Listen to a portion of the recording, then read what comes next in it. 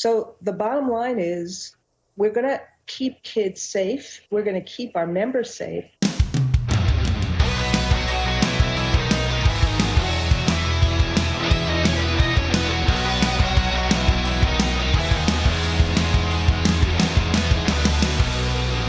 Welcome to the Bald Brad Show. Our lead story of the day is dealing with the head of the teachers union saying that schools may or may not reopen this fall. This comes from our friends over at Fox News. It is written by Courtney O'Brien, and she titles it, Randi Weingarten ripped after telling MSNBC we're going to try to reopen schools after CDC mask guidance. Now, many of you know I am a teacher. I teach high school, I teach statistics, all the algebra courses that you could do, as well as personal finance because I was an accountant for 10 years. So I know a teensy bit about finance and personal finance.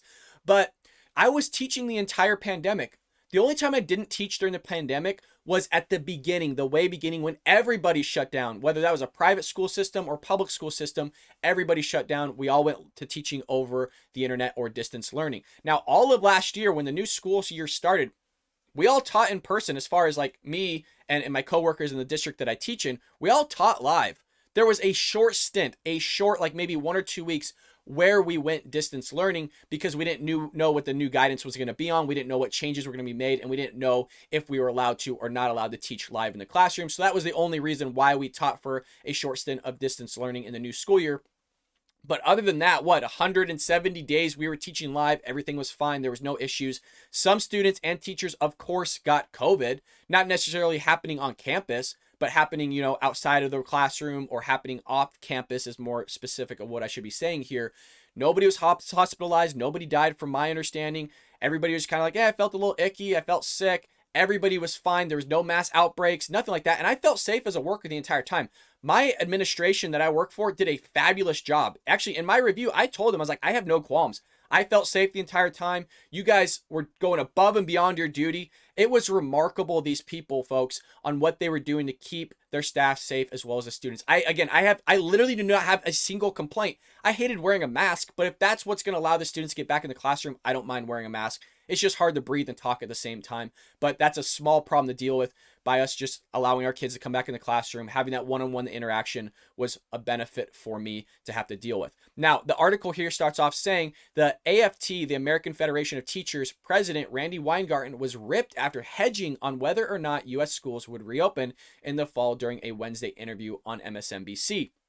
While having previously recommended that fully vaccinated individuals are not required to wear masks, the CDC reversed guidance, and many of you know this because it's been all over the news, following the spread of the new Delta variant of the virus, announcing that vaccinated people should return to wearing masks indoors and suggesting universal masks in schools. Now, again, if us teachers and students wearing masks is going to get everybody back in the classroom, I don't mind that. I'll wear a mask all you want as long as I can just do my job, see my kids, and just do the best of the ability I can to help them learn their mathematics. Wearing a mask, I don't really care. Now, do I agree with that? Like on a whole scale, everybody needs to do it? No. I mean, I got the vaccine. I'm vaccinated. I don't want to wear a mask anymore, to be quite honest with you. I got vaccinated. If I get sick, then I get sick and that's my fault. And I expect to get sick even with the vaccine, folks. I don't think I'm cured by any means. If I get COVID-19 or the Delta variant and I get sick, what I expect from the vaccine is to not get as sick as I would have if I didn't have the vaccine. That's my expectation. Now, I'm not going to go down that rabbit hole of what I think about not getting vaccinated compared to vaccinated. Do whatever the hell you want. I'm kind of liberal on that whole idea of like, you want to get vaccinated? Great. If you don't, that's your choosing. Let's go on with life. Anybody now in America has had the opportunity to get the vaccine if they wanted it. Okay, if you still want it, you can go get it. It's available. It's readily available for everybody. So those that don't get the vaccine or haven't already, odds are they're probably not going to get it. So we need to move forward here as a society and as a country. Those that want to get the virus, that's up to them. That's the risk that they want to take, and that's fine with it. Those that got vaccinated, there's a risk involved with that. They took the risk. Let's move on with it. So enough with that. It goes on here to say Weingarten called the guidance a curveball before suggesting that school reopenings this fall are not a done deal. Here's a little bit of what that interview looked like on MSNBC. Has really thrown this curveball that says that while vaccination is the number one gold standard, that we need to, bring back our masks for schools.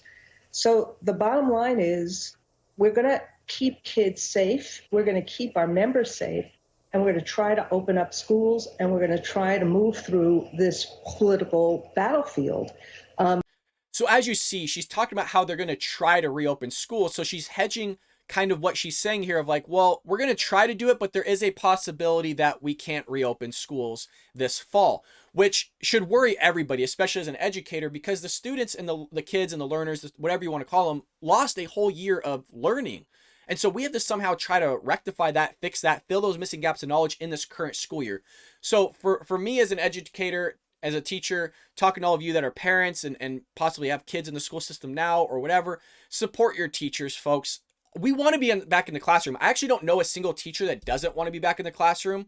I should take that back. I know of one, and that teacher's very leftist, like extremely far left, Biden supporter. She doesn't want to be back in the classroom. But as far as I know, I didn't talk to a single teacher last year at the school that I work for, which is a fabulous school. I'm not just saying that because I'm on YouTube here or whatever. Literally have no qualms with the school. I think it's the best school. It's my number one that I want to work at here. But what I'm saying is that I don't know a single teacher that didn't want to be back in the classroom. I literally did not know a single one on my entire campus that I worked on all year. So with that being said, try to be supportive of the teachers. Just because you're seeing the teachers union advocate for something and you're hearing a lot of teachers, the outspoken ones, going out there saying, oh, we're not prepared, we don't want to go in, this is too much of a risk, blah, blah. They're kind of yelling louder than those of us that want to be back in the classroom. And I know that doesn't necessarily make sense, but you see that all the time. You see the crazy people on the media that are always shouting and screaming, whether that's the far leftist or even the far rights. They're kind of silly people. They're kind of over shouting all the rest of us that are just like, we want to get on with our lives. Let's open back up. Let's get things going. So just kind of take that in mind as somebody that's in it. There's a lot of us that just want to be back and just do our jobs. At no point do I want to sit at home like I'm doing here, talking to all of you, teaching students from a distance. It's difficult, it's tough, and that's not the right way of teaching. It goes on here to say, despite her claims that she had always advocated for the reopening of schools, Weingarten and teachers unions at large have been accused of dragging their feet, and that is true. They have, let's be honest. At times, they said they didn't have the capabilities to safeguard either children or teachers during the pandemic, although schools have repeatedly been shown not to be in danger zones for widely spreading the virus. That's absolutely true, and there is ways to keep students safe. You have social distancing. You can do sporadic, meaning some teaching live is better than no teaching live. For example, in a normal week, we had 200 hours of teaching inside the classroom during a normal school year. This last school year, we only had half of that. We had 100 hours with the students a week. So we had to work around that and make things happen. Look, we can adapt. We can make things work here, at least get them some of the content, and we can work around that the following school year or whatever we need to do to help these kids learn whatever they need to learn to get onto the next level here. So it can be done. They were dragging their feet. We have to be honest about this. The whole plexiglass things and all the masks and sanitizing, you don't need plexiglass. Get the mask going on. I sanitized my tables after every class. All 34 tables in my classroom, I sanitized by hand. We have special sanitization methods that were imposed. We had the hand sanitizer before students come in. It was nuts, and it was perfect, folks. It was great. Like I said, I got no qualms with it. Everything was as safe as it possibly could be. Undercover correspondence in May also revealed that ATF had been directly influencing the CDC's school guidelines on the reopening of schools. For instance, the CDC was prepared to allow in-school instruction regardless of transmission rates, but appeared to backtrack on that guidance following a suggestion from the union, adding a provision that read, in the event of high community transmission results for a new variant of SARS-CoV-2, a new update of these guidelines may be necessary. Schools will reopen everywhere except where Randi has influence, just like they did last year. And there's going to be influence from the teachers union, folks. They are extremely powerful, if not one of the most powerful unions in the nation. So they're going to kind of step in, put their hands in the mud, in the water, whatever you want to call it, any analogy, and they're going to kind of manipulate and go the direction that they think is best, and people are going to follow that direction. Quote, this is par for those course, for teachers unions. Corey DeLangelis, the national director of research at the American Federation for Children, told Fox in a statement, they have shifted the reopening goalpost every step of the way for over a year now. And it's the unions who benefit from all the confusing guidance, he argued. And I don't know about if they benefit. I'm not sure exactly what they're benefiting from. They already have our pay that we put into it. I'm not a part of the union, but they already have it. So I don't really know what he means by that they're benefiting from this confusing guidance. I mean, we're the teachers that have to deal with the guidance, and that we're always changing the goalposts. So we're the ones that have to deal with the problem. And so that was a confusing statement to me. I don't necessarily agree with that. Teacher unions benefit from this back and forth reopening chaos because they can leverage the state of disorder to lobby for even more resources from taxpayers to return to normalcy.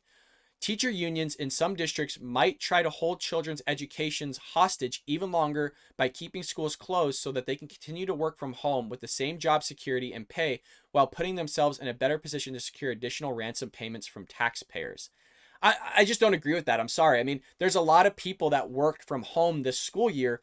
And again, the vast majority of teachers that I've spoken to, and I know it's anecdotal, we want to be in the classroom. It is not easy to create lessons online, make sure your kids are doing it, making sure the parents are up to date with grades, making sure what's going on, trying to hunt down kids. It's actually more work for us folks to work from home. It's vastly more work. There's a reason why I'm not teaching summer school this year. It is a lot of work to do what we just did last school year, probably double or triple the amount of work from a normal school year. I'm actually excited for this next school year because it's actually less work for me. Believe it or not, going back and just having normalcy, it's actually less work than what we were dealing with COVID. So I just full-heartedly don't agree with what this guy's saying here. I don't see the teachers union benefiting from this. Going, oh, more taxpayer dollars. Look, if you want to get the kids in the classroom, then there's going to be some risk involved of you giving up more money to get those kids inside the classroom. Now, the plexiglass things, all that stuff, we can have a conversation about. Again, I don't agree with the plexiglass. I don't have any of that in my classroom. I know some teachers do, but it was only for the teacher. There wasn't one on each desk. My classroom, if you were to walk in, looks like a normal classroom. It's just the desks were more spread out than usual. There wasn't partner or group work last year, stuff like that. So, it's just people are kind of having their own opinions on this when they're not necessarily knowing what's going on behind the scenes here. And this Fox News contributor, Lisa Marie Booth, wondered if anyone outside of Fauci had done more harm to the country during the pandemic besides Weingarten because of how kids have suffered from her agenda. Now, again, you may or may not agree with her agenda. The teaching was still done. And I think there was some good that came out of it because it shows us that we can go to distance learning. It provided a different method for some students that actually do better outside of the classroom, distance learning, than actually inside the classroom. It's not a great portion of the population that does that, but it gives another avenue for those students that want to embark on more of that self-efficacy, meaning that self-learning that they can do themselves, where they don't need a teacher constantly watching over them. Now, a lot of the population needs to be in that classroom and needs that hands-on teacher to student interaction to help them succeed and help them push through their education and do well in school. So there's some things I agree with here. There's some things I don't, just as anybody would in any conversation here. But hey, I don't have anything as far as schools not reopening this fall.